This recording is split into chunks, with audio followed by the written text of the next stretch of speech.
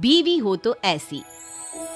हमारे समाज में ये साफ है कि अगर बेटा कुछ नहीं करता है तो शादी कर दो, लेकिन शादी के बाद क्या होता है देखिए। परेशान करके रख दिया इस लड़के ने, समझ में नहीं आता करूं तो क्या करूं। भाभी आप ऐसा क्यों नहीं करती? ब्रिजेश की शादी करवा दीजिए। शादी के बाद ना हर लड़का सुधर जाता है, क्योंकि उसके ऊपर जिम्मेदारी जो आ जाती है। अरे कौन लड़की शादी करना चाहेगी ऐसे बेरोजगार लड़के से? वैसे भी शादी ही हो जाए यही सही है, हमारा सर दर्द तो खत्म हो, फिर तो वही समझे जिसका ये दामाद बनेगा। और कर भी क्या सकते हैं, बेटी का पति है तो पालेगा ही। वैसे बोले तो भाभी मेरी नजर में एक लड़की है, बहुत ही सुंदर और मेहनती। आप कहे तो बात चलाऊं? मुझे तो लगता है कि शादी के लिए मान भी जाएंगे।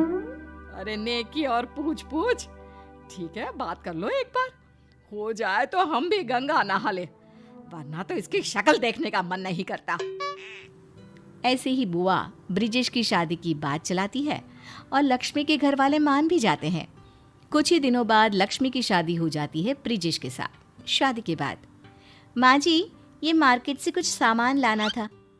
अरे ब्रिजेश को दे देना, वो ले आएगा, वैसे भी उसको कुछ काम तो है नहीं, यही कर लेगा, पड़ा ही रहता है फालतू।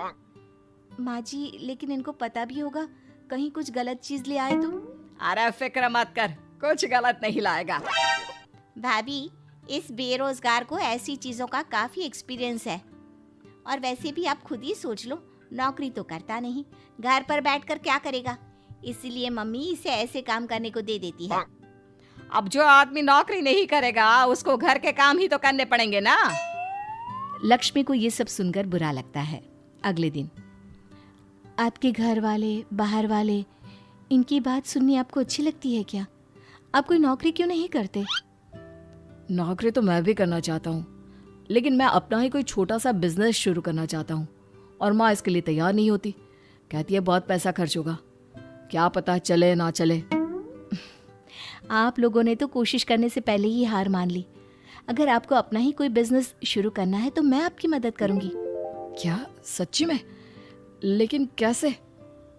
देखिए आपको पैसों की जरूरत है ना, आप कुछ पैसे माँ जी से मांगी, कुछ पैसों का इंतजाम मैं करती हूँ। शाम को ब्रिजेश अपनी माँ से पैसों की बात करने के लिए जाता है। ब्रिजेश की माँ पड़ोस की औरतों से बात कर रही होती है। माँ आपसे कुछ बात करनी थी। हाँ तो बोल ना, यहाँ कौन सा कोई पराया बैठा है, सब अपने ही तो है, बोल क्या बात है? बोलिए ना, आप चुप क्यों खड़े हैं? अब माँ मैंने अपना एक बिजनेस शुरू करने का सोचा है, लेकिन क्या? माँ जी उसके लिए थोड़े पैसे लगेंगे, अगर आपके पास है तो। मेरे पास नहीं है कोई पैसे वैसे, लगता है इसका अभी तक बिजनेस का भूत उतरा नहीं। तुम्हारे ऊपर पैसे लगाने से अच्छा है कि मैं पैसों को आग लगा दूं। अरे नौकरी कर जाकर। लगता है ब्रिजेश ने काम करने का मन बना लिया है। मैं तो कहती हूँ जो बोल रहा है करने दो, कहीं बाद में मन बदल गया तो। अरे कुछ नहीं, ये बस पैसे खर्च करवाएगा, बिजनेस करना इसके बस की बात नहीं, उसके लिए दिमाग चाहिए। बोल तो तुम सही रही हो, बिजनेस करना हर किसी के बस की बात नहीं, और वैसे भी कौन जाने बिजनेस चले भी या नहीं। अरे कैसे बीवी है जो पति को नौकरी के लिए भी नहीं बोल सकती। बहू तो अंदर जा और बाकी का काम कर। रात को तुमने देखा ना, तभी माँ से मैं इस बारे में कोई बात नहीं करता था। तुमने देखा उन्होंने कैसे एकदम से मना कर दिया, उन्होंने इसके बारे में एक बार सोचा तक नहीं, बस सबके सामने मेरा अपमान कर दिया। माँ जी को ऐसे बिना सोचे मना नहीं करना चाहिए था, लेकिन उनके मना कर देने से कुछ नहीं होता। तो क्या करेंगे लक्ष्मी, मुझे तो कुछ समझ में नहीं आ रहा। बिना पैसे लगाए हम कोई भी बिजनेस शुरू नहीं कर सकते। ऐसा करते हैं, शादी के वक्त में जो गहने पहन कर आई थी उसको गिरवी रख देते हैं, इससे हमारे पैसों की परेशानी ठीक हो जाएगी। पैसों के लिए तुम्हारे गहने गिरवी रखना, मुझे ये ठीक नहीं लगता। ये गहने तुम्हारे माँ बाप ने कितने प्यार से दिए थे, और फिर माँ भी तो सच्ची कहती है, पता नहीं काम चले ना चले। लो जी, पहले ही सोच लिया कि नहीं चलेगा। मुझे तो लगता है कि आप मुझे इससे 2 गुने गहने बनवा कर देंगे। देंगे ना? जरूर, तुम्हें विश्वास है तो जरूर काम चलेगा, लेकिन अगर नहीं चला तो? अरे तब की तब देख लेंगे। अब ये करते हैं कि काम के लिए तैयारी शुरू कर देते हैं। कुछ महीनों बाद ब्रिजेश का कंप्यूटर कोचिंग सेंटर बनकर तैयार हो जाता है। तुम दोनों ने इसमें पैसे लगाकर बना तो दिया, लेकिन ये चलेगा नहीं चलेगा इसका भी कुछ पता है।